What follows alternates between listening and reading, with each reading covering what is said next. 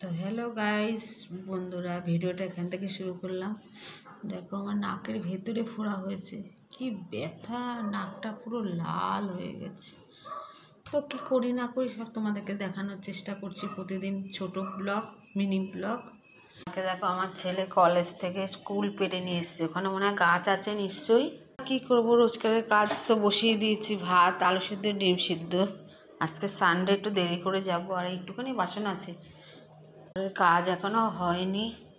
ব্যথা নিয়ে আমাকে কাজ করতে হচ্ছে, মাথা ফাতা সব টনটন করছে গাইস। আজকে রোববার, ওর মা বাড়িতে ওই যে বসে আছে পার্টনার, আজকে আর আমাদের বাড়িতে আসবে না, পাত্তা পাওয়া যাবে না। তা আবার এই ভাত নিয়ে যেতে হবে গাইস। দেখো আমি উল্টো নাইটি পরেছি, তোমরা আবার কমেন্ট করে জানাবে।